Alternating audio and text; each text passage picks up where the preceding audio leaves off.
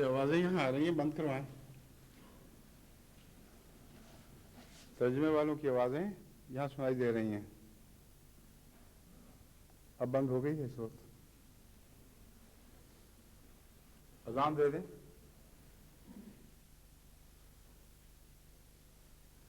اللہ اکبر اللہ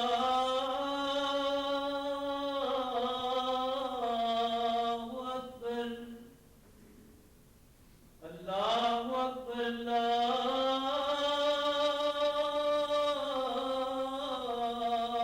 اکبر اشہد ان لا الہ الا اللہ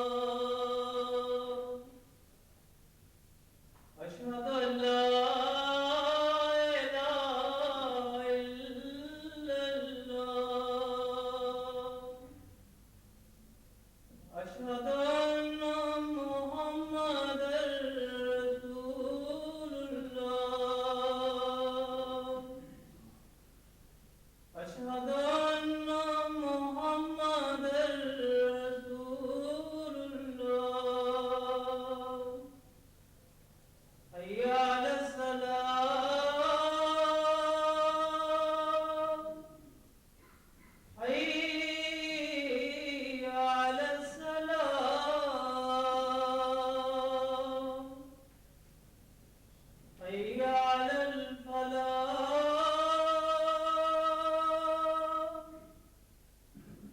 حی علی الفلاح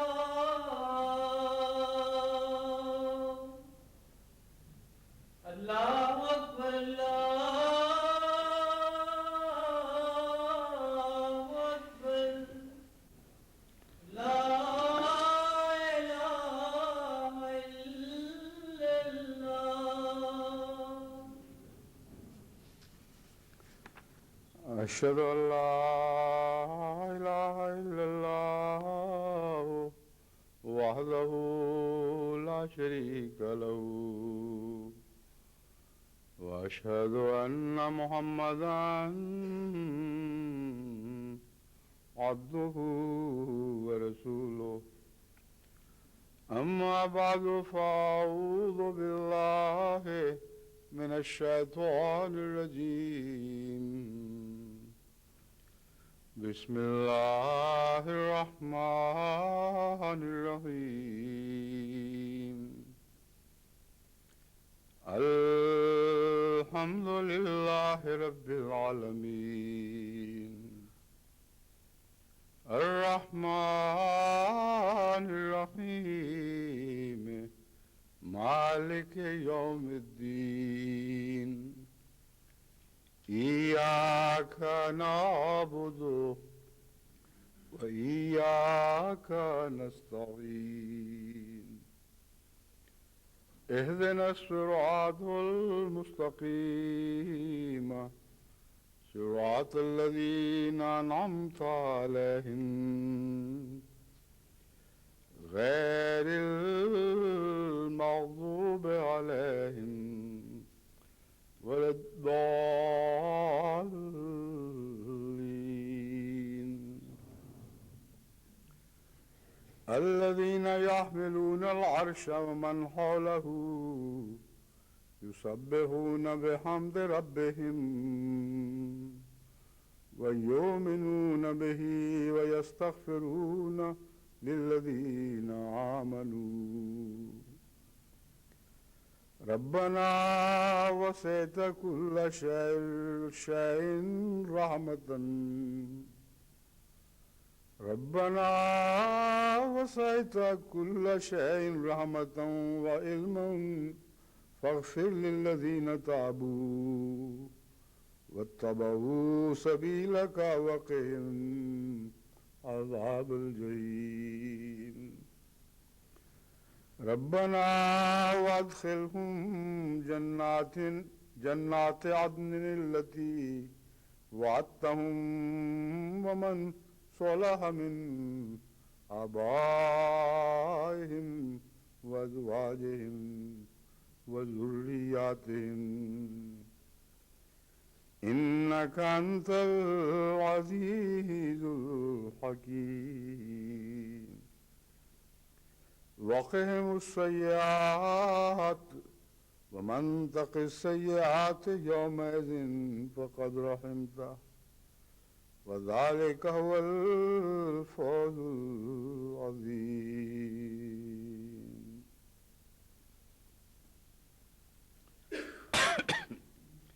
یہ آیات جن کی میں نے تلاوت کی ہے سورہ المومن آیات 8 تا 10 ہیں.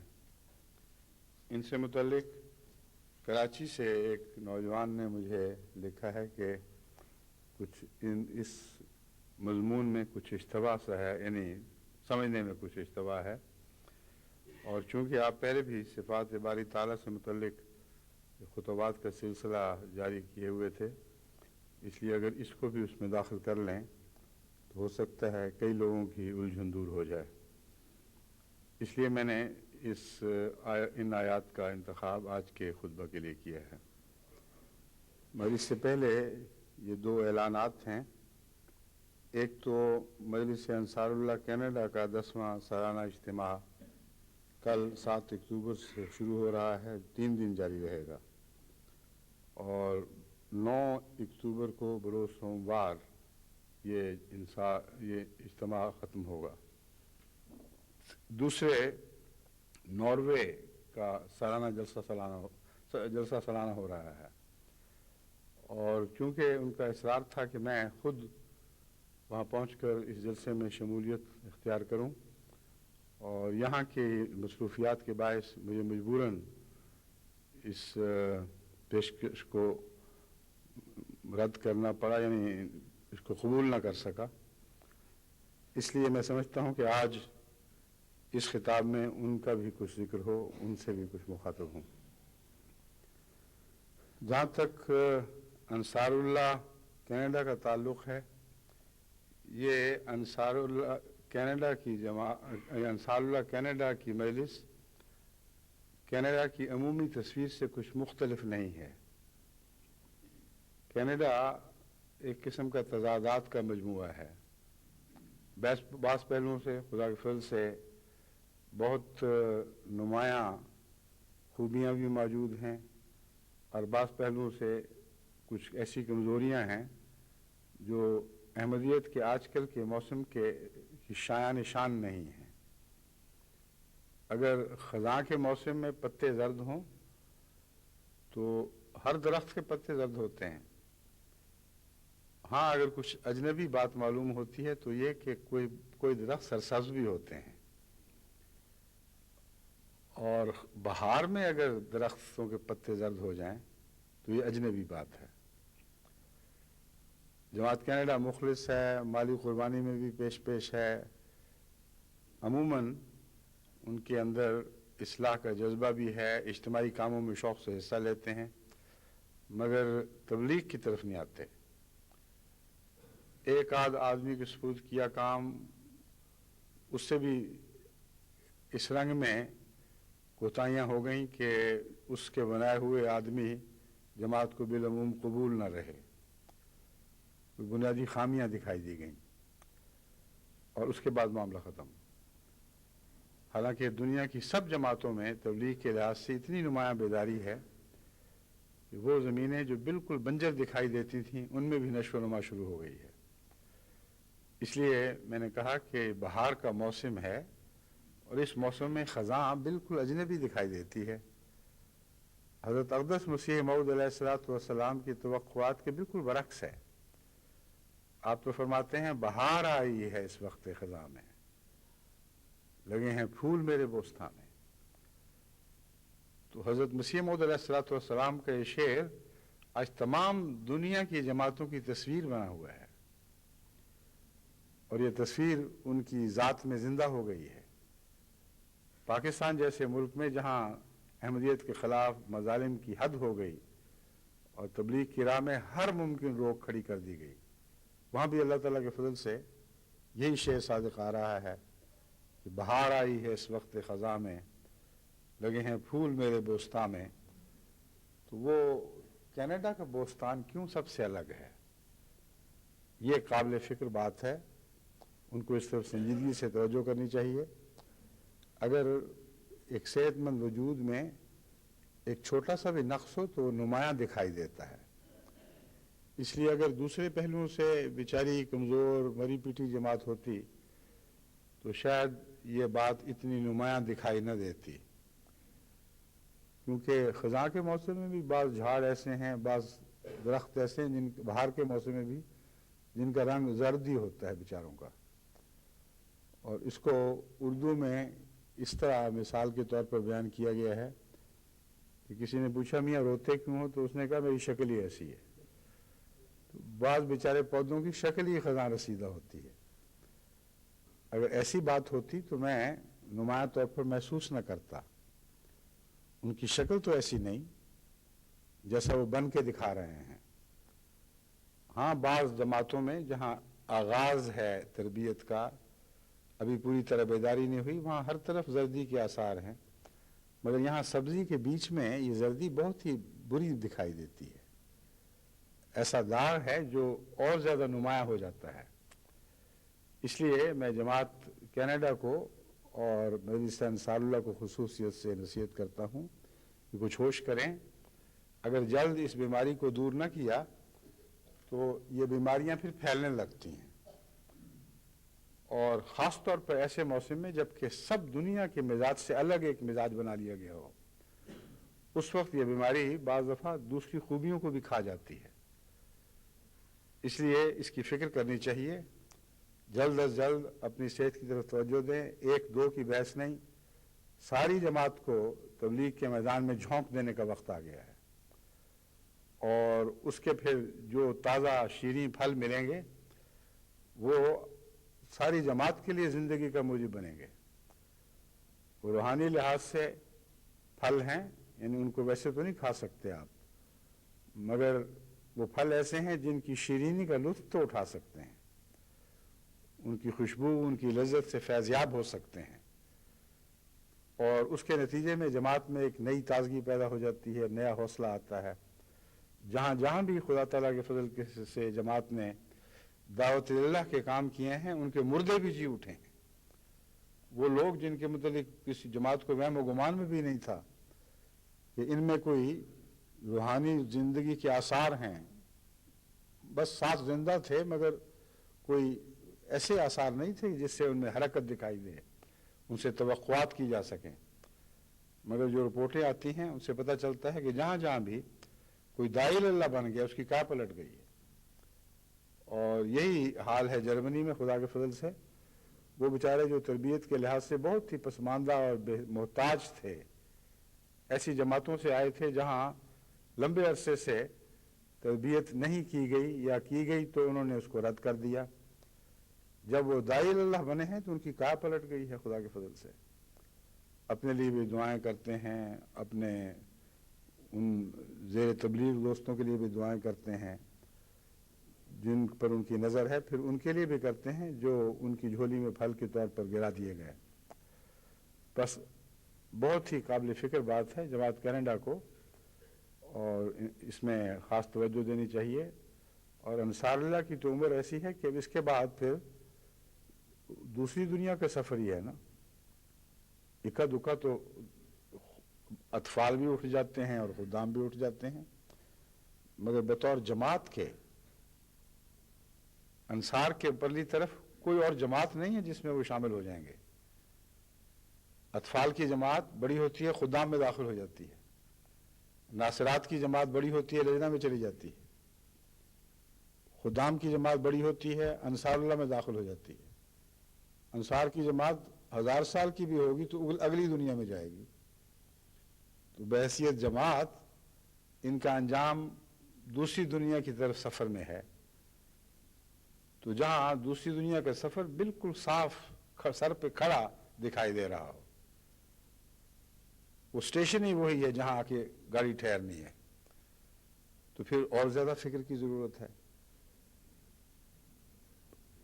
ایسے وقت میں تو انسان کو اگر ساری عمر میں کچھ نہیں بھی کیا تو کوشش کرنی چاہیے کہ کچھ اتنی کمائی کر لے کہ خدا کے حضور حاضر ہو تو کچھ پیش تو کر سکے۔ حضرت مسیح موعود علیہ السلام فرماتے ہیں: اے بے خبر بخدمت قرآن کمر زبان زاں پیشتر کہ بانگ برایت فلاں ماند. حضرت مسیح موعود علیہ السلام کا شعر ہے یا کسی اور کا، مجھے اس پر پورا قطعی طور پر تو یاد نہیں، مگر میرے ذہن پہ تو یہی تاثر تھا کہ حضرت مسیح موعود علیہ السلام ہی کا شعر ہے. مگر شعر کا مضمون تو بہر حضرت مسیح موعود علیہ السلام کا، اس میں تو قطعی شک کوئی نہیں کہ ایک بے خبر قرآن کی خدمت پر اپنی کمر کس لے زاں پیشتر اس وقت سے پہلے کہ بانگ برآید کہ آواز سنائی دے ایک آواز بلند ہو، فلاں نہ مان، وہ نہیں رہا یعنی اس دنیا سے اٹھ گیا ہے. تو انصار اللہ کی عمر تو یہ بانگیں سننے کی عمر آ گئی ہے جو ان کے جانے کے بعد دوسروں کو سنائی دے گی. مگر اگر اچھے کام یہاں کر لیں گے، خدا تعالیٰ کو راضی کرنے کے لیے محنت کریں گے، کچھ زیادہ راہ بنا لیں گے، تو آسمان سے بھی تو ایک بانگ اٹھے گی جہاں اللہ تعالیٰ یہ فرمائے گا: یا ایتھا النفس المطمئنہ، یا ایتھا النفس المطمئنہ ترجعی الی ربک راضیۃ مرضیہ. اے میرے مطمئن نفس، یعنی میرے ذات سے مطمئن ہونے والے پیارے، آ جا، لوٹ کے میری طرف آ جا، راضیۃ مرضیہ، تو مجھ سے راضی ہے، میں تجھ سے راضی ہوں. تو دو قسم کی بانگیں ہیں جو بہرحال انجام کے وقت سنائی دیتی ہیں. ایک جانے والوں کے لیے پیچھے اٹھتی ہے اور ایک جانے والوں کو استقبال میں آسمان سے اترے گی. تو اس آواز کے لیے کیوں اپنے آپ کو تیار نہیں کرتے، اور پھر ایسا تیار کریں کہ جن کو آپ اپنی دعوت اللہ کے نتیجے میں خدا کا قرب عطا کرنے میں ایک بہانہ بن چکے ہوں، وہ آپ کی یاد میں ہمیشہ آپ کو دعائیں دینے لگیں. محض فلاں ماند کی آوازیں نہ اٹھیں، بلکہ یہ آوازیں اٹھیں کہ کاش وہ رہتا اور ہم چلے جاتے. وہ ایسا پاک وجود تھا کہ اس کے جانے سے خلا پیدا ہو گیا ہے. بس انصار اللہ خواہ کینیڈا کے ہوں، خواہ دنیا میں کسی جگہ کے ہوں، ان کو خصوصیت کے ساتھ اس اپنی حیثیت کو پیش نظر رکھنا چاہیے کہ بحیثیت جماعت وہ ایک مرنے والی جماعت ہے، یعنی مادی طور پر مرنے والی، مگر اس طرح مریں کہ ہمیشہ کے لیے زندہ ہو چکے ہوں تو تب ان پر موت آئے. مر کے مر جانا یعنی ہمیشہ کی موت کو قبول کر لینا، یہ کوئی شعور کی بات نہیں، کوئی عقل کی بات نہیں ہے. یہ بہت ہی نقصان کا، گھاٹے کا سودا ہے. بس میں امید رکھتا ہوں کہ انصار اللہ دنیا میں ہر جگہ میرے اس پیغام کو غور سے سنیں گے، سمجھیں گے، اور اپنے اندر اور اپنے میں سے جو کمزور تر ہیں ان کے اندر نئی زندگی پیدا کرنے کی کوشش کریں گے. اور سب سے اچھا زندگی پیدا کرنے کا ذریعہ دعوت اللہ ہے. دعوت اللہ کام ایسا ہے کہ جو دونوں طرف نفع بخش ہے. جو بلاتا ہے اس کو بھی زندہ کرتا ہے، جس کو بلایا جاتا ہے وہ بھی زندہ ہو جاتا ہے. بس خدا تعالیٰ سب سے زیادہ زندہ کے سپرد یہ کام کرتا ہے. حضرت صلی اللہ علیہ وآلہ وسلم کے متعلق فرمایا کہ یہ بلانے والا جب بلائے تاکہ تمہیں زندہ کرے تو اس کی آواز پہ لبیک کہا کرو. بس زندگی یعنی روحانی زندگی ایک ایسی عظیم چیز ہے کہ جب یہ عطا کی جاتی ہے تو جس کو عطا کی جاتی ہے اس کی طرف سے عطا کرنے والے کو بھی ایک فیض ملتا ہے، وہ اور بھی زیادہ زندہ ہو جاتا ہے. اور جو زندہ ہو وہی زندگی بخش سکتا ہے، غیر زندہ کو توفیق نہیں ملتی. بس وہ لوگ جو محنت کرتے ہیں اور پھل نہیں پاتے، جب وہ دعائیں کرتے ہیں، فکر کرتے ہیں، ان کے اندر تربیت کے لحاظ سے بھی ایک مربی بیدار ہو جاتا ہے. ایک دعائیں کرنے والا بزرگ ان کے نفس میں سے پیدا ہوتا ہے اور ہر پہلو سے وہ پہلے سے زندہ تر ہونے لگتے ہیں. بس میں امید رکھتا ہوں جماعت بحیثیت مجموعی صرف انصار اللہ ہی نہیں، آج کے اس دور کے اہم ترین تقاضے کو پورا کریں گے اور دعائیں مانگتے ہوئے اللہ تعالیٰ کے فضل سے اپنی تمام تر صلاحیتوں کو تبلیغ کے میدان میں جھونک دیں گے. جہاں تک ناروے کا تعلق ہے، ناروے کی جماعت اللہ تعالیٰ کے فضل سے دن بدن ترقی پذیر ہے اور ہر پہلو سے ایسی ترقی کر رہی ہے کہ جس سے دل کو حقیقی خوشی پہنچتی ہے۔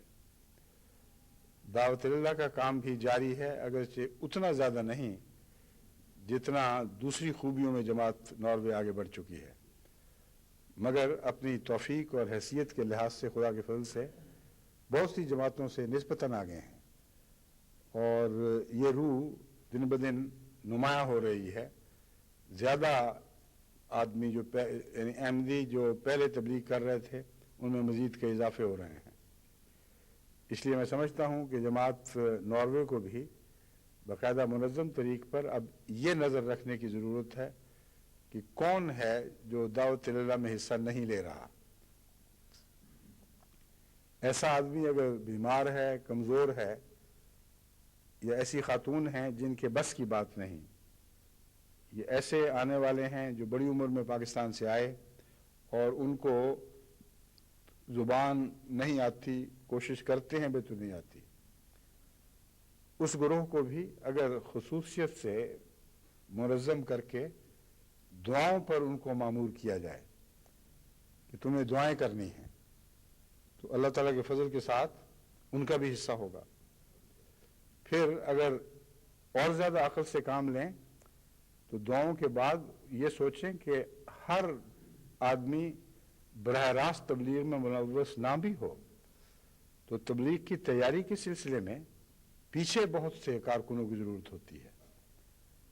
یہ تو ایک جہاد ہے، اور جہاد میں یہ مضمون ایسا ایک لازمی مضمون ہے کہ وہ لوگ جو مذہبی نقطہ نگاہ سے جہاد کو نہیں بھی سمجھتے، فوجی نقطہ نگاہ سے اس بات کو سمجھتے ہیں کہ جو فوجیں ہیں ان میں لڑنے والا سپاہی باقی فوج کی تعداد کی نسبت کم ہوتا ہے، اور ایک بڑی تعداد فوج کی ایسی ہے جو لڑنے والی سپاہی کے لیے تیاری کر رہی ہے۔ کچھ گولہ بارود بنانے میں مصروف ہیں، جو فیکٹریوں میں کام کر رہے ہیں، وہ بھی تو ایک فوج کا حصہ ہیں۔ کچھ وہ ہیں جو ان ڈپوں سے تعلق رکھتے ہیں جہاں فوج کی ضرورت کے سارے سامان اکٹھے کیے جاتے ہیں، ضرورت حسب ضرورت تقسیم کیے جاتے ہیں۔ کچھ میڈیکل کورز ہیں جو ان کی صحت کا خیال رکھنے والی ہیں۔ کچھ سپلائی کے محکمے ہیں جن کا صرف یہ کام ہے کہ ڈپو سے سامان لیں اور حسب ضرورت ہر ایک کو ضرورت بر وقت چیز مہیا کرتے رہیں۔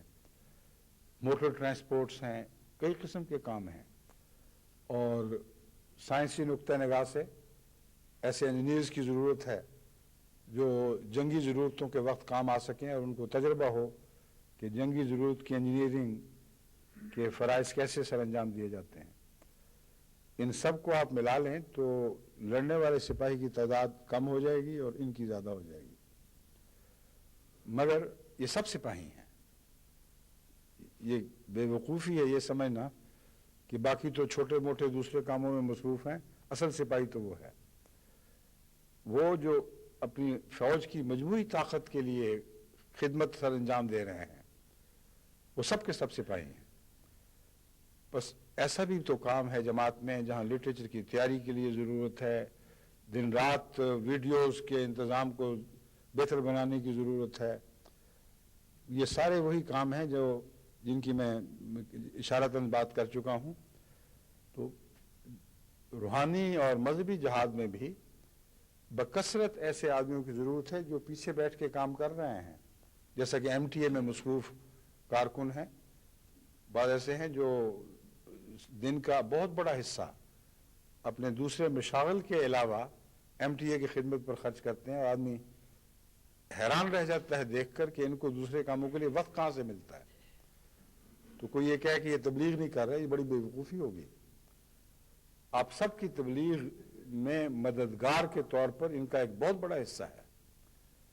بس اسی طرح جماعت کے بہت سے دوسرے ادارے ہیں جو تبلیغی کام کرتے ہیں، تربیتی لحاظ سے بھی، مہمان نوازی کے لحاظ سے بھی بہت بڑی ضرورتیں ہیں۔ کھانے کا انتظام جو فوجوں کے ساتھ چلتا ہے ایک بہت بڑا شعبہ ہے، اور حضرت اقدس مسیح موعود علیہ الصلوۃ والسلام نے لنگر کو جماعت احمدیہ کے مقاصد میں 5واں حصہ قرار دیا ہے۔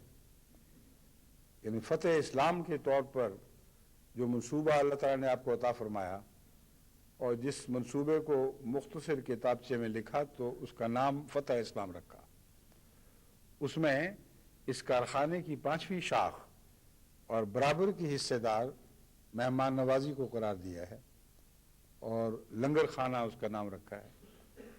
تو میں جانتا ہوں جہاں جہاں بھی داعی اللہ کامیاب ہیں، خدا کے فضل سے بسا اوقات گھر بیٹھے ان کی بیویاں بھی برابر کی حصے دار ہوتی ہیں، کیونکہ وقت بے وقت وہ زیر دعوت لوگوں کو گھر پہ بلاتے ہیں۔ اگر ان گھر سے بدخلقی کا سلوک ہو، بیوی ان سے لڑے کہ کیا تو نے مصیبت ڈال دی ہے، اس کی آوازیں اور بچوں کا شور باہر جائے تو وہ آنے والا تو گھبرا کر نکل جائے گا۔ مگر ایسی عورتیں بھی ہیں خدا کے فضل سے جو دن رات محنت میں اپنے خامند کا ساتھ دے رہی ہیں، مالی قربانی میں بھی محنت، کھانا پکانے کی، خوش اخلاقی سے آنے والوں کے دل جیتنا، یہ سارے کام ہیں۔ تو بس دعوت اللہ صرف پیغام پہنچانے کا نام نہیں، پیغام پہنچانے کے لیے فضا کو سازگار کرنا، اس کی تمام ماحولیاتی ضروریات پوری کرنا، ہر قسم کی خدمتیں جو دعوت اللہ کرنے والوں کے اندر طاقت عطا کرتی ہیں، ان کے کام میں ممد ہوتی ہیں، یہ بھی سب دعوت اللہ کے کام ہیں۔ تو اس پہلو سے اگر جماعت ناروے ان لوگوں کو منظم کرے جو زبان نہیں جانتے، جن میں اور بعض ایسی کمزوریاں ہیں کہ وہ میدان عمل میں جا کر خود تبلیغ نہیں کر سکتے، تو آپ کی ایک بہت بڑی ضرورت پوری ہو جائے گی۔ اب وہ جانتے ہیں کہ بہت ایک ایسی بات ہے جس میں وہ باقی دنیا کے لیے نمونہ بن گیا ہے۔ قرآن کریم کے ترجمے کا مسئلہ تھا، وہ خاتون جنہوں نے پہلے ترجمہ شروع کیا تھا نارویجن تھیں، انہوں نے کچھ دیر کے بعد اس سے ہاتھ اٹھا لیے اور کہا یہ میں نہیں اب کروں گی۔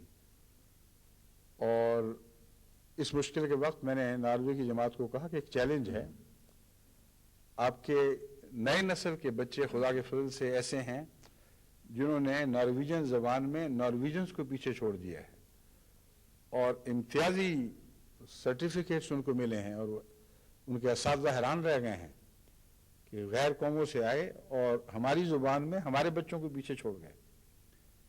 تو اللہ تعالیٰ کے فضل سے وہ ایسے ہیں جن کو اردو بھی یاد ہے، ان کے ماں باپ نے اردو کی نسبت سے بھی ان کی تربیت کی ہوئی ہے، تو آپ کے پاس مواد موجود ہے، خواہ عمریں چھوٹی ہوں، ان کی ٹیمیں بنائیں۔ اور انہوں نے پھر جو خدا کے فضل سے اللہ امیر صاحب کو جزا دے، جو بھی کام کہا جاتا ہے فوراً سرگرم عمل ہو جاتے ہیں، اپنی تعلیم جیسی بھی ہو، مگر جو اطاعت کا جذبہ ہے وہ ایسا نمایاں ہے کہ ایک سیکنڈ دیر نہیں لگنے دیتے، ادھر پیغام ملا ادھر وہ کام شروع کر دیا۔ تو انہوں نے دیکھتے دیکھتے ٹیمیں بنا لیں، اور اس تیزی سے وہ ترجمہ ہوا ہے کہ میں حیران رہ گیا، مجھے یہ خطرہ پیدا ہوا کہ کہیں یہ ترجمہ بالکل نکما ہی نہ ہو جو اس قدر تیز ہو گیا ہے۔ تو یہاں کی چوٹی کی کمپنی کو جب اس کا نمونہ بھیجا تو انہوں نے کہا بہترین ترجمہ ہے، ایک لفظ بھی ہم نہیں نکال سکتے۔ تو یہ دیکھیے اللہ تعالیٰ نے اب یورپ میں ہمیں وہ نئی نسلیں عطا کر دی ہیں جن کو وہاں کی زبان انہی لوگوں سے سیکھنے کی توفیق ملی ہے، جس طرح ان کے بچوں نے سیکھی ویسے انہوں نے سیکھی، اور اردو بھی آتی ہے، بہتوں کو انگریزی بھی آتی ہے، اور ہماری وہ بڑھتی ہوئی لٹریچر کی ضرورتیں جن کے متعلق فکر رہتا تھا کہ اب کیسے پوری ہوں گی، اللہ تعالیٰ نے ہمارے سامنے دیکھتے دیکھتے ہماری کوشش کے بغیر خود بخود پوری کر دی، اور پھر ان کے دلوں پر قبضہ کر لیا۔ یورپ میں پلنے والی نئی نسلوں کا اپنے آپ کو اس طرح پیش کر دینا جس طرح تمام یورپ میں جب بھی کہا گیا احمدی بچوں اور بچیوں نے پیش کیا ہے، اس کی مثال آپ کو دنیا میں دکھائی نہیں دے سکتی۔ یہاں تو پلنے والے بچے اپنے گھروں کے نہیں رہتے، اپنے ماں باپ سے اجنبی ہو جاتے ہیں۔ وجہ یہ کہ مذہب کے نام پر جو اس زمانے میں ایک قدیم سی بات سمجھی جاتی ہے، ان کو بلایا جائے اور ذوق شوق سے آئیں اور سنیں کہ لوگ اکٹھے ہو رہے ہیں تو بغیر بلائے بھی آنا شروع ہو جائیں، خط لکھیں، اصرار کریں کہ ہم بھی تو ہیں، ہمیں بھی تو خدمت کا موقع دو. اس پہلو سے اب کوئی بھی ایسی آواز نہیں ہے جو اٹھائی جائے اس کے جواب میں لبیک لبیک کی آوازیں نہ آئیں. یہ بھی تو اللہ کا فضل ہے جو آسمان سے اترا ہے. یہ بھی اس بہار کا حصہ ہے جس کا میں نے ابتدا میں ذکر کیا تھا کہ بہار کا موسم آ گیا ہے. اٹھو اٹھو، اب وہ خزاں کی باتیں پیچھے چھوڑ دو. بس جہاں خدا کے فضل سے پہلے ہی بہار ہے اس میں مزید تر و تازگی کی گنجائش تو ہمیشہ رہتی ہے. اس لیے ناروے کی جماعت کو چاہیے دعائیں کرے، استغفار کرے، اور ایک پہلو کی طرف خصوصیت سے توجہ کرے کہ بعض دفعہ خدمت دین کرنے والے خدمت دین کو اتنا اہم سمجھتے ہیں کہ اپنی نادانی ناسمجھی کی وجہ سے بنیادی باتوں سے غافل بھی ہو جاتے ہیں. مثلا نماز با جماعت ہے، نماز کا ترجمہ ہے، قرآن کریم سے محبت اور اس کی تلاوت ہے، بنیادی دینی اخلاق ہیں. تو کئی دفعہ یہ بھی دیکھا گیا ہے، یہاں تو ابھی میرے سامنے ایسی باتیں نہیں آئیں، لیکن پاکستان میں بسا اوقات جب میں صدر مجلس تھا مجھے شکایت آتی تھی کہ اچھی مجلس عاملہ ہے جو باہر نماز کھڑی ہوئی تھی اور یہ اپنے دفتر میں مجلس عاملہ بن کے بیٹھے ہوئے تھے. ان کو میں نے ڈانٹا، میں نے کہا جس مقصد کے لیے تم پیدا کیے گئے ہو، جس مقصد کو بطور خاص سنبھال رکھا ہے، اس کو بھلا کر تم کیا خدمت سر انجام دو گے؟ کسی ایسی مجلس کی ضرورت نہیں ہے. نماز کے قیام کا تعلیم، مذہب کی تعلیم میں سب سے نمایاں حصہ ہے. یہ وہ مقصد ہے جس کی خاطر انسان کو پیدا کیا گیا ہے. جہاں خدا تعالیٰ نے خود سہولتیں مہیا فرمائی ہیں، اجتماعی طور پر جماعت ان سہولتوں سے فائدہ اٹھاتی ہے. جب اجتماعی باتیں ہوں سفر کے دوران یا ویسے بعض ضرورتیں ہوں جہاں خدا نے اجازت دی ہے کہ نمازیں جمع کرو، وہاں جماعت نمازیں جمع کرنے کو برا نہیں سمجھتی، مگر ایک نظام کے تحت کام ہوتا ہے. یہ نہیں ہو سکتا کہ جماعت کھڑی ہو جائے اور کچھ لوگ کہیں ہم مجلس عاملہ کی میٹنگ میں بیٹھے ہوئے ہیں. ان کا فرض ہے کہ ہر کام کو چھوڑ کر جب عبادت کے لیے آواز آئے تو اس کے لیے حاضر ہوں اور اجتماعی طور پر باجماعت نماز ادا کریں، سوائے اس کے کہ نظام جماعت ان کو کسی کام پر مقرر کرے. اور ایسی صورت میں بھی نماز باجماعت کے بعد ان کو پھر باجماعت نماز ادا کرنے کی کوشش کرنی چاہیے. وہ لوگ جو کارکن ہیں ان کے لیے ایسا انتظام ہونا چاہیے کہ ان کو بعد میں اکٹھا ایک امام کے تابع نماز پڑھنے کا موقع مل جائے.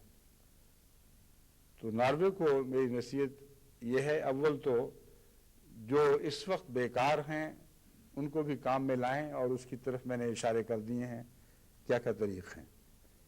اور دوسرا یہ کہ جو نوجوان خدمت کر رہے ہیں ان کی بنیادی تربیت کی طرف توجہ دیں، اور یہ دیکھیں کہ اس خدمت کے ساتھ ساتھ وہ بحیثیت مومن خدمت کے شایان شان بھی ہیں کہ نہیں. ان میں ایمان کی صفات عمل کے ساتھ جلوہ گر ہیں کہ نہیں. خالی ایمان اگر کچھ جلوے دکھاتا بھی رہے تو جب تک وہ عمل ساتھ نہ ہو جس کا قرآن کریم نے بطور شرط ذکر کیا ہے، یہ ایمان کچھ دیر کے بعد مرجھا جائے گا. اس کو عبادت زندہ رکھتی ہے. الذین یؤمنون بالغیب ویقیمون الصلاۃ ومما رزقناہم ینفقون. مومن وہ ہیں جو نماز کو قائم کرتے ہیں اور پھر خدا کی راہ میں خرچ کرتے ہیں. یہ سادہ سی تعریف ہے مگر انسانی زندگی کے ہر پہلو پر حاوی ہے. بس میں امید رکھتا ہوں کہ جماعت ناروے خصوصیت سے اس پہلو کی طرف بھی توجہ دے گی، کیونکہ اگر یہ کرے گی تو ان کی نیکیوں کو استقلال نصیب ہو جائے گا، ان کی نیکیاں دائمی ہو جائیں گی. کیونکہ عبادت کرنے والے کی نیکیوں کی حفاظت عبادت کرتی ہے. ان الصلاۃ تنہی عن الفحشاء والمنکر. قرآن کریم نے جو صفات بیان کی ہیں نماز کی اور نمازی کی، اسے پتہ چلتا ہے کہ سب تربیتوں سے بڑھ کر تربیت یہ ہے کہ کسی شخص کو باجماعت نماز کا عادی بنا دیا جائے. اور پھر نماز کے قیام میں یہ بات لازماً ہے کہ جو نماز پڑھتا ہے اس کو نماز کا ترجمہ بھی آتا ہو. سوچ سمجھ کر پڑھے. اس مضمون میں جو نماز کے دوران پڑھا جاتا ہے تربیت کے بے انتہا مسالے موجود ہیں. وہ مسئلے ہیں جن کے پیش نظر خدا تعالیٰ نے وہ عبارتیں مقرر فرمائی ہیں، وہ تبھی فائدہ پہنچا سکتی ہیں اگر آپ کو ان کا ترجمہ آتا ہو، ان کا مضمون سمجھتے ہوں، ان کے مضمون پر غور کرنے کی عادت پڑ جائے، تو پھر ان میں سے نئی نئی باتیں از خود پھوٹتی چلی جائیں گی. ہمیشہ کا رزق نصیب ہوگا، ایسا رزق جس میں نفاد نہیں، جو کبھی ختم نہیں ہو سکتا. تو اللہ تعالیٰ سب دنیا کی جماعتوں کو ان دو نصیحتوں پر خصوصیت سے عمل کی توفیق بخشے، جو ایک کینیڈا کو خصوصاً پیش نظر رکھ کر کی ہے اور ایک ناروے کو بالخصوص پیش نظر رکھ کے کر رہا ہوں. اب میں ان آیات کی طرف آتا ہوں. اگر بقیہ وقت میں یہ بیان نہ بھی ہو سکیں تو انشاءاللہ اگلے خطبے میں باقی مضمون میں ادا کروں گا. اللہ تعالیٰ فرماتا ہے الذین یحملون العرش ومن حولہ، وہ لوگ جو عرش کو اٹھائے ہوئے ہیں، ومن حولہ، اور جو اس کے ارد گرد ہیں، یسبحون بحمد ربہم، وہ سب اپنے رب کی حمد کرتے ہیں اور ہم تسبیح کے ساتھ کرتے ہیں. یسبحون بحمد ربہم، یہ تسبیح حمد کے ساتھ کرتے ہیں. تسبیح سے مراد یہ ہے کہ اس کو ہر نقص سے پاک بیان کرتے ہیں اور سچی گواہی دیتے ہیں. نظر رکھنے کے بعد یہ بیان دیتے ہیں کہ ہمارا رب ہر نقص سے پاک ہے. جس جس صفت پر اور صفت کو جس طرح دنیا میں عمل پیرا ہوتے انہوں نے دیکھا، وہ یقین کے ساتھ کہہ سکتے ہیں کہ ہم نے کہیں بھی صفات الہی کی جلوہ گری میں کوئی نقص نہیں پایا. یہ مضمون ہے تسبیح کا، اور یہ بہت وسیع مضمون ہے. اور اگر یہ مضمون نہیں تو تسبیح بالکل بے معنی ہے. کیونکہ اگر آپ کسی شخص کے متعلق یہ اعلان کریں کہ وہ نقص سے پاک ہے اور آپ کو اس کی واقفیت ہی کوئی نہ ہو، اور آپ نے زندگی کا کچھ بہت تھوڑا حصہ اس کے ساتھ گزارا ہو، اکثر ناواقف ہوں، اس کی عادتوں کا علم نہ ہو، اس کے ماحول کا علم نہ ہو، تو دنیا کی عدالت بھی اس کو رد کر دے گی، اس گواہی کو قبول نہیں کرے گی. بس اللہ کی شان کے خلاف ہے کہ بعض لوگوں کی گواہی اپنے حق میں پیش کر رہا ہو اور وہ گواہ جھوٹے ہوں یا لا علم ہوں. بس ان مومنوں کی گواہی ہے جو اپنے دعوے میں خالص ہیں، انہوں نے واقعتاً تمام زندگی صفات باری تعالیٰ کو کی جلوہ گری کو دیکھا ہے، اور جہاں بھی دیکھا ہے نقص پاک دیکھا ہے. وہ ہیں الذین بحمد ربہم. اور پھر نقص پاک ہی نہیں دیکھا، بلکہ ہر نقص کے مقابل پر جو مد مقابل صفت حسنہ ہے، ایسی خوبی ہے جو مثبت معنی رکھتی ہے، اس کو بھی جلوہ کر دیکھا ہے.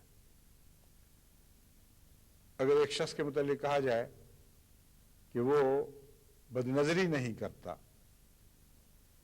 تو یہ ایک نقص سے پاک ہونا، ایک پہلو سے نقص سے پاک ہونے کا اعلان ہے. مگر اس کی نظر اور اچھے کاموں میں اگر استعمال نہ ہو اور اللہ تعالیٰ کے جلووں کا مشاہدہ محبت اور پیار سے نہ کرنے والی اس کو پتہ ہی نہ ہو کہ خدا کس طرح جلوہ گر ہوا ہے، تو اس کے متعلق یہ گواہی بالکل ہی ناقص اور معمولی گواہی ہوگی. مگر اگر وہ بد نظر سے پاک ہو اور حسن نظر رکھتا ہو تو پھر اس کی نظر کی ایک عجیب شان پیدا ہو جاتی ہے، اس کی نظر میں ایک عجیب شان پیدا ہو جاتی ہے. یہی مضمون ہے یسبحون بحمد ربہم. وہ اللہ تعالیٰ کی صفات پر غور کرتے ہیں، نظر ڈالتے ہیں اور بالکل سچی گواہی دیتے ہیں. عینی گواہ کے طور پر اٹھ کھڑے ہوتے ہیں، کہتے ہیں جہاں ہماری نظر گئی ہم نے کبھی بھی صفات باری تعالیٰ کو میں کوئی نقص نہیں دیکھا. اور اس کے برعکس نقص تو درکنار، ہمیشہ اس کو ہمیشہ مثبت خدا تعالیٰ کی صفات کو مثبت، خوبصورت، دلکش، مفید عام صفات کے طور پر جلوہ گر دیکھا. یہ گواہی دینے والے ہیں جن کے متعلق فرمایا وہ عرش کو اٹھائے ہوئے ہیں. وَيُؤْمِنُونَ بِهِ، اور وہ اس پر ایمان لاتے ہیں. اب یہ دلچسپ انداز ہے اس آیت کا کہ پہلے یہ گواہی دی ہے، بعد میں فرمایا ہے وَيُؤْمِنُونَ بِهِ. ایمان پہلے نہیں کہا، گواہی پہلے دی ہے. جو سوال کرنے والا تھا اس کا سوال تو یہ تھا کہ عرش کیا چیز ہے، اور اس کے حوالے سے ہمیں بتائیں کہ کیا مطلب ہے عرش کو اٹھانا. یہ تو میں بیان کروں گا انشاءاللہ، لیکن اس آیت کی پر ایسی نظر ڈالنا تو لازم ہے نا کہ آپ اس کے الٹ پھیر کر دیکھیں اچھی طرح کیا کہنا چاہتی ہے، اس میں کیا کیا خاص باتیں ہیں جو قابل توجہ ہیں. تو ایک قابل توجہ بات یہ ہے کہ ایمان کا پہلے ذکر نہیں فرمایا، بعد میں فرمایا ہے. اس موقع پر اس میں ایک خاص حکمت ہے. اگر ایمان پہلے ہو تو انسان اس کو برائیوں سے پاک ہی سمجھتا ہے. جو اپنا پیر ہے اس پر تفصیلی نظر ڈالی ہو یا نہ ڈالی ہو، لوگ یہی سمجھتے ہیں کہ ہر برائی سے پاک ہی ہے، ہر خوبی کا مالک ہے. اور اکثر دنیا میں ایمان کی یہ حالت ہے بیچاروں کی کہ جن باتوں پر ایمان لاتے ہیں یا جن رسولوں پر بھی ایمان لاتے ہیں ان کی عظمت تو بہت ہے دل میں، لیکن ایمان کی وجہ سے ان کی خوبیاں بیان کرتے ہیں، خوبیاں دیکھ کر بیان نہیں کرتے. ایمان کی وجہ سے برائیوں سے پاک اور ان کی عصمت کے قائل ہوتے ہیں. اور اگر کوئی ان کی عصمت پر حرف ڈالے، انگلی اٹھائے تو اس انگلی کو کاٹ دیں گے، بلکہ بعض دفعہ اسے بھی قتل کر دیتے ہیں، مگر پتہ ہی نہیں کہ عصمت ہے کیا چیز. بس وہ مومن اور ہیں جو ایمان کی خاطر اپنے پیاروں کی یا ان کی جن کے حق میں وہ ایمان لاتے ہیں گواہیاں دیتے ہیں کہ وہ ہر نقص سے پاک ہیں، ہر خوبی کے مالک ہیں. مگر اللہ جن کی بات کر رہا ہے یہ بہت ہی عظیم لوگ ہیں. فرمایا ہے ان کی نظر بالکل گہری اور وسیع ہے، اور وہ دیانتداری کے ساتھ کامل یقین اور شہادت کے اصولوں پر پورا اترتے ہوئے یہ گواہی دے دیتے ہیں اور دیتے رہتے ہیں کہ ہم نے خدا تعالیٰ کی ذات میں، اس کی صفات کی جلوہ گری میں کبھی کوئی نقص نہیں پایا، اور نقص کے بجائے ہمیشہ خوبیاں دیکھی. یہ گواہی دینے کے بعد اللہ تعالیٰ فرماتا ہے وَيُؤْمِنُونَ بِهِ. ان کا ایمان دیکھو کس شان کا ایمان ہوگا.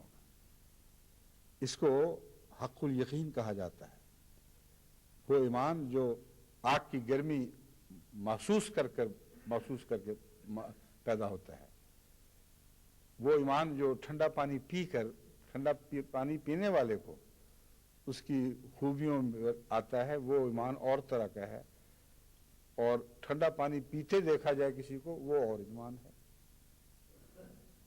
تو یہ حق الیقین والے لوگ ہیں، ان کی ایسی پختہ گواہی ہے کہ دیکھتے ہیں اور ایمان لے آتے ہیں. یہی وہ لوگ ہیں جو ایمان لاتے ہیں، اور یہی وہ لوگ ہیں جن کو بخشش طلب کرنے کا حق عطا ہوتا ہے.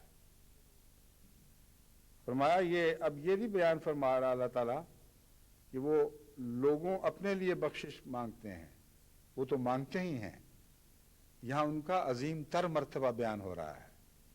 فرمایا وَيَسْتَغْفِرُونَ لِلَّذِينَ آمَنُوا. وہ بخشش مانگتے ہیں ان کے لیے جو ایمان لائے ہیں. اور ایمان لانے والوں میں صرف یہ گواہ نہیں ہیں، اور بھی ہیں. کچھ کمزور ہیں، کچھ نسبتاً مضبوط ہیں، طرح طرح کے ایمان لانے والے ہیں، اور ان کو ان کی فکر لاحق ہو جاتی ہے کہ ان کے لیے بھی بخشش کی دعا مانگی جائے، ان بیچاروں کو کہیں اپنی لا علمی کی وجہ سے نقصان نہ پہنچ جائے، اپنی کمزوریوں کی وجہ سے وہ خدا کی بخشش سے محروم نہ رہ جائیں. تو ان پر دوسروں کی فکر غالب آ جاتی ہے. اس سے یہ بھی پتہ چلا کہ حضرت اقدس محمد رسول اللہ صلی اللہ علیہ وآلہ وسلم کا استغفار اور استغفار کی کثرت دراصل ان سب کے لیے تھا. یعنی ان کی کثرت اس لیے تھی کہ وہ استغفار ان سب کے لیے تھا جن کی ذمہ داری حضرت صلی اللہ علیہ وآلہ وسلم پر ڈالی گئی تھی. بس اس پہلو سے میں اب اس دعا کو یہاں ابھی چھوڑتا ہوں, واپس جاتا ہوں عرش کے مضمون کی طرف. یحملون العرش سے کیا مراد ہے؟ حضرت اقدس مسیح موعود علیہ الصلوۃ والسلام نے بڑی صراحت کے ساتھ یہ لکھا ہے کہ خدا کسی چیز کا محتاج نہیں کہ وہ اسے اٹھائے. اگر عرش پر جلوہ گر ہے, عرش پر جانشین ہے, تو جو اسے اٹھائے گا گویا انہوں نے خدا کو اٹھایا ہوا ہے. آپ نے فرمایا قرآن کریم تو بار بار فرماتا ہے کہ خدا نے ہر چیز کو اٹھایا ہوا ہے. کوئی چیز بھی نہیں ہے جو خدا کے اٹھائے بغیر اٹھی رہ سکے. تو اس کو کس نے اٹھانا تھا؟ پھر حضرت مسیح موعود علیہ الصلوۃ والسلام نے بڑی وضاحت کے ساتھ, استدلال کے ساتھ یہ ثابت فرمایا ہے کہ عرش تو مخلوق ہے ہی نہیں,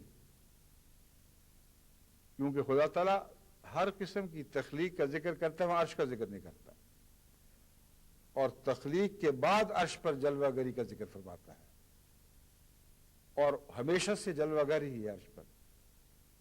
تو کیا اس نے اپنی سیٹ خود بنائی تھی؟ اور اگر نہیں بنائی تھی تو اس کی طرح دائمی ہے, تو وہ دونوں پھر دوام میں ایک دوسرے کے شریک ہو گئے. اسی لیے تمام چوٹی کے علماء اس بات پر متفق ہیں کہ عرش مخلوق نہیں ہے, اور اس لیے مخلوق نہیں ہے کہ صفت ہے ایک, اور صفات مخلوق نہیں ہوا کرتی. حضرت مسیح موعود علیہ الصلوۃ والسلام نے عرش کے مضمون کو خوب کھولا ہے, اور یہاں یحملون العرش سے آپ کو سمجھ آ جانی چاہیے تھی کہ عرش سے مراد کیا ہے. یہاں وہ خدا کے مومن بندے جو اللہ تعالیٰ کے غلبے کے لیے اپنا سب کچھ قربان کر دیتے ہیں, اپنی تمام طاقتیں پیش کر دیتے ہیں, اور اس بوجھ کو اٹھانے کے لیے تیار ہو جاتے ہیں جو خدا تعالیٰ کو دنیا میں غالب کرنے کے لیے ان کی ذمہ داری ہوتی ہے.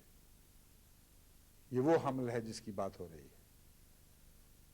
بس وہ دعا جو آپ کرتے ہیں, ربنا ولا تحملنا ما لا طاقت لنا بہ, اس کی سمجھ آئی کہ اس سے مراد عرش کا اٹھانا ہے.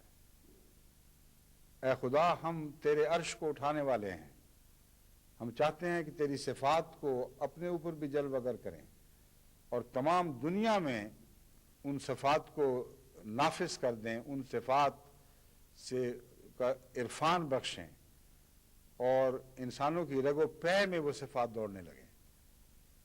یہ ہماری تمنا ہے, یہ ہم سے توقعات ہیں. بس طاقت کے مطابق ہم سے یہ کام لے, اور جس حد تک ہمیں وسعت ہے تیرے عرش کو اٹھانے کی, اسی حد تک یہ بوجھ ہم پر ڈال. بس سب سے بڑا عرش کو اٹھانے والا وجود حضرت محمد رسول اللہ کا وجود تھا. اس لیے وہ ترجمہ کرنے والے جو یہاں فرشتے ترجمہ کرتے ہیں, اور بہت سے علماء اور چوٹی کے بزرگوں نے بھی یہ ترجمہ کیا ہوا ہے, وہ اس لیے کرتے ہیں کہ بعض دوسری جگہ بھی فرشتوں کے حوالے سے عرش کو اٹھانے کا مضمون بیان ہوتا ہوا معلوم ہوتا ہے, حالانکہ وہاں بھی فرشتوں کا ذکر نہیں ہے. اصل عرش اٹھانے والے حضرت محمد مصطفیٰ صلی اللہ علیہ وآلہ وسلم اور آپ کے ساتھی ہیں, کیونکہ خدا سب سے زیادہ حضرت صلی اللہ علیہ وآلہ وسلم کے دل پر جلوہ گر ہوا ہے. کوئی دنیا کا انسان, باشعور انسان, علم کے بعد اس کا انکار نہیں کر سکتا.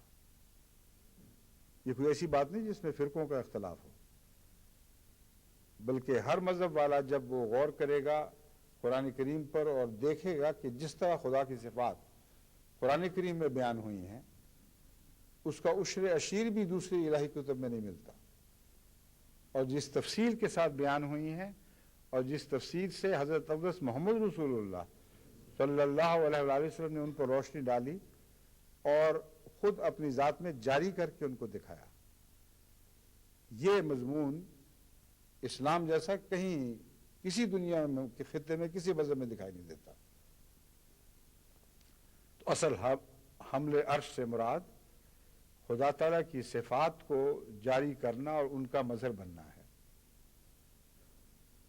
اور اسی لیے الذین سے پہلے جو مضمون ہے وہ ان انسانوں کی بات ہو رہی ہے جو خدا کے پیغام کو رد کر دیتے ہیں، اور ان کے مد مقابل وہ انسان بیان ہوئے ہیں جو خدا کے پیغام کو نہ صرف قبول کرتے ہیں بلکہ اس کا مظہر بن جاتے ہیں اور سب سے زیادہ ذمہ داری اس کی ادا کرتے ہیں۔ یہ جو آیات ہیں سورہ حامیم سے لی گئی ہیں، یا نہیں، سورہ المومن سے، اور اس کی پہلی آیت حامیم ہے۔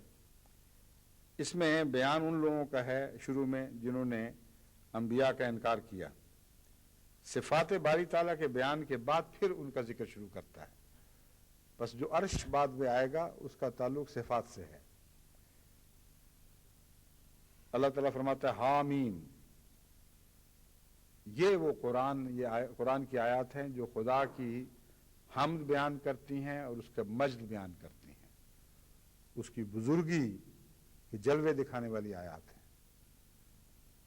غافر الذنب، وہ گناہوں کے بخشنے والا ہے، اور قابل التوبہ، اور توبہ کو قبول کرنے والا ہے، شدید العقاب، جب پکڑتا ہے تو بہت سخت پکڑ ہے اس کی، ذی الطول، اور اس کی پہنچ بہت ہے، اس کی وسعتوں کی انتہا کوئی نہیں، اور ذی الطول میں بخشش کا بے پناہ ہونا بھی اس میں موجود پایا جاتا ہے۔ بس ذی الطول کا جو ترجمہ مسلم موعود نے کیا ہے وہ ہے بڑا احسان کرنے والا ہے۔ طول میں دراصل اس کی وسعت، اس کی عظمت، اس کی رحمتوں کی انتہا، یہ ساری چیزیں آ جاتی ہیں۔ اس لیے ذنب کے مضمون کے بعد فرمایا وہ مغفرت تو کرنے والا ہے لیکن بے دھڑک بھی نہ ہو جانا۔ یہ نہ سمجھ لینا کہ چونکہ مغفرت کرنے والا ہے اس لیے بے دھڑک ہو کر جسارتیں کرنے لگو، کیونکہ جب وہ پکڑتا ہے تو بہت سخت پکڑتا ہے، اس کی پکڑ سے پھر کوئی چیز کسی وجود کو بچا نہیں سکتی۔ لیکن یاد رکھنا کہ پکڑ کا مزاج غالب مزاج نہیں ہے، جو غالب مزاج ہے وہ ذی الطول ہے، بہت ہی کریم ہے، بے انتہا خوبیوں کا مالک اور احسان کرنے والا۔ بس طول کے لفظ میں ہر قسم کی صفات کی وسعتیں آ جاتی ہیں۔ لا الہ الا ہو، اس کے سوا اور کوئی معبود نہیں ہے، الہ المصیر، مگر یاد رکھنا لوٹ کر اسی کی طرف جانا ہے۔ بس اس مضمون کے بعد پھر فرمایا کہ جو اہل علم ہیں، اہل عقل ہیں، وہ جرأت نہیں کرتے کہ اس کے نشانات کا انکار کریں۔ ما یجادل فی آیات اللہ الا الذین کفروا، صرف کافر ہی ہیں جو پھر اس کی صفات میں بحث کرتے ہیں، اس کے متعلق بےہودہ نامناسب باتیں کرتے ہیں اور پھر اپنی طرف سے اپنے حق میں دلائل بھی پیش کرتے ہیں۔ یہ وہ ہیں جو جدال کرنے والے لوگ ہیں۔ ولا یغررک تقلبہم فی البلاد، وہ دنیا میں ایسے لوگ دوڑے پھرتے ہیں آزادانہ، جو چاہیں کرتے پھریں۔ اللہ تعالیٰ فرماتا ہے تجھے یہ بات دھوکے میں مبتلا نہ کر دے، یہ لوگ غالب ہیں، یہ آزاد ہیں، اپنی من مانیاں کرنے والے ہیں، ان کو وسعتیں عطا ہوئی ہیں، جس ملک میں جائیں جو چاہیں پروپیگنڈا کریں۔ فرمایا یہ بات تجھے مبتلا نہ کر دے، کیونکہ اس سے پہلے جن جن لوگوں نے جھٹلایا ہے ان کا انجام دیکھ کے کیا ہوا۔ فرمایا کذبت قبلہم قوم نوح والاحزاب، اس سے پہلے نوح کی قوم نے بھی تو جھٹلایا تھا، والاحزاب، اور کئی قسم کے گروہ اور جتھے تھے جنہوں نے جھٹلا دیا تھا جو حضرت نوح کے بعد آئے۔ من بعدہم وہمت کل امت برسولہم، اور ہر امت نے، ہر قوم نے جس کی طرف رسول بھیجا گیا ہے ایڑی چوٹی کا زور لگا لیا۔ ہمت پورے ارادے کے ساتھ، پورے عزم کے ساتھ یہ فیصلہ کر لیا، لِيَأْخُذُوهُ وَجَادِلُوا بِالْبَاطِلِ لِيُدْحِضُوا بِهِ الْحَقَّ، کیا عزم کر لیا، کیا ارادہ لے کر اٹھے تاکہ وہ اس کو پکڑ لیں، اس رسول کو، اور جادلوا بالباطل، اور باطل کے ذریعے، جھوٹ کے ذریعے اس کے ساتھ سخت لڑائی شروع کر دیں۔ ان کی ساری باتیں جھوٹی ہوتی ہیں جب وہ انبیاء کا اور حق کا مقابلہ کرتے ہیں۔ اب آپ دیکھ لیں، روزانہ قرآن کریم کی اس آیت کی گواہی میں پاکستان کے اخبار بھرے پڑے ہوتے ہیں، اور یہاں کے جنگ بھی، اور یہاں کے دوسرے اخبارات جن میں ان لوگوں کی رسائی ہے۔ ہر خبر جو احمدیت کے متعلق دیتے ہیں اس میں جھوٹ کی ملونی ضرور ہوتی ہے۔ کہیں قسمت سے کوئی سچی بات منہ سے نکل جائے تو ساتھ جھوٹ شروع کر دیتے ہیں۔ میں نے آج تک احمدیت کے کسی مخالف کو کلیتاً سچا نہیں پایا۔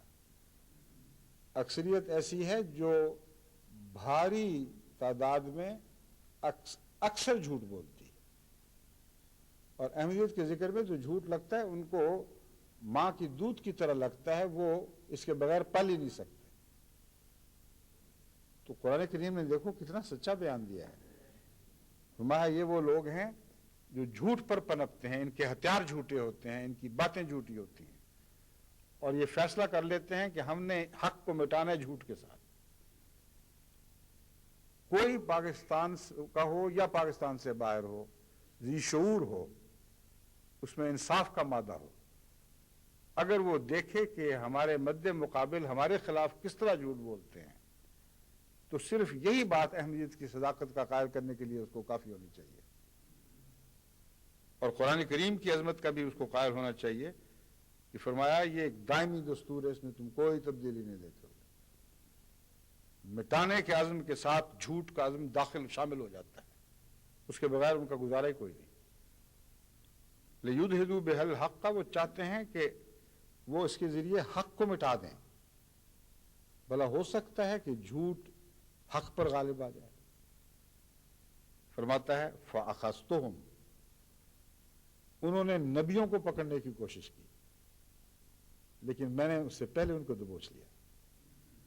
ایک آدمی کسی کی طرف دوڑا جا رہا اس کو پکڑنے کے لیے، اوپر سے ایک ہاتھ اترے اور گردن سے پکڑ کے دبوچ کے اس کو اٹھا کے ہلاکت کے گڑھے میں پھینک دے، یہ نقشہ ہے جو قرآن کریم کھینچ رہا ہے۔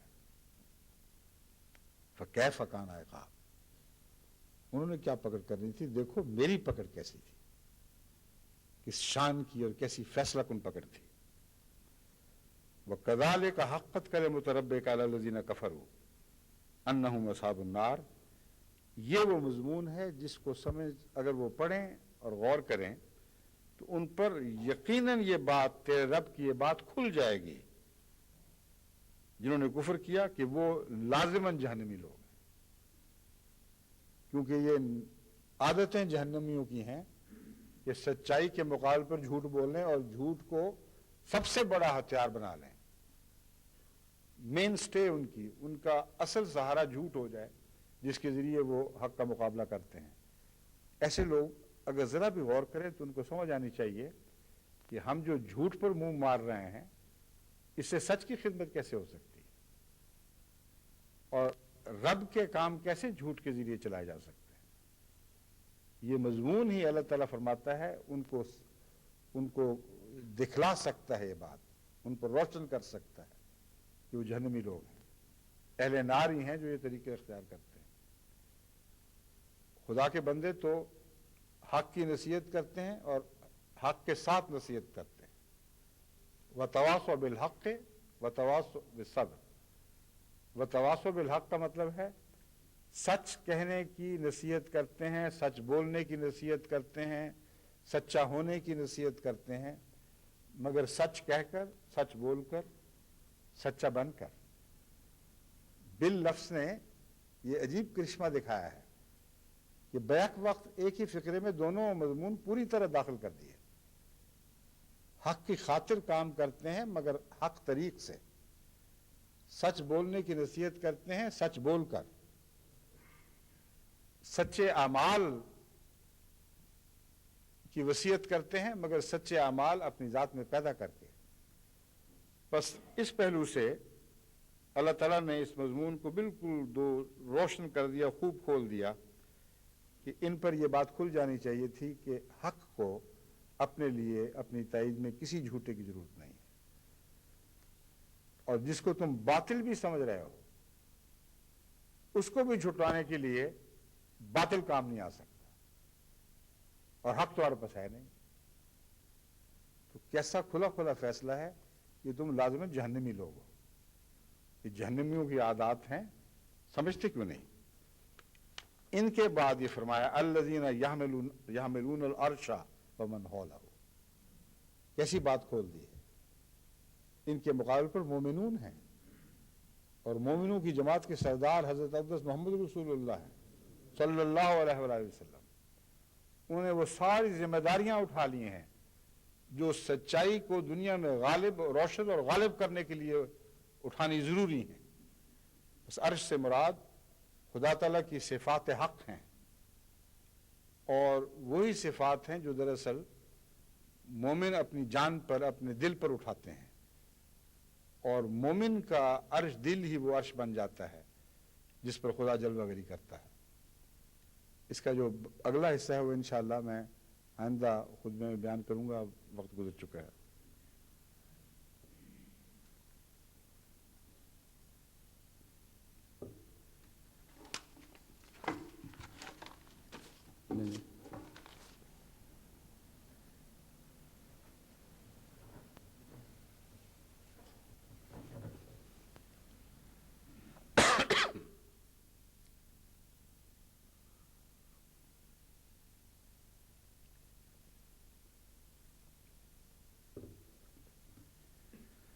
الحمد لله نحمده ونستعينه ونستغفره ونؤمن به ونتوكل عليه ونعوذ بالله من شرور أنفسنا ومن سيئات أعمالنا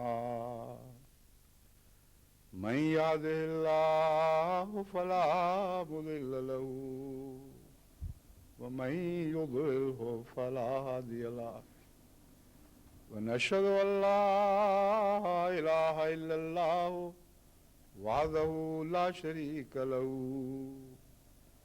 ونشهد أن محمدا عبده ورسوله عباد الله رحمكم الله إن الله يأمر بالعدل والإحسان وإيتاء ذي القربى وينهى عن الفحشاء والمنكر والبغي يعظكم لعلكم تذكرون اذكروا الله يذكركم وادعوه يستجب لكم ولذكر الله أكبر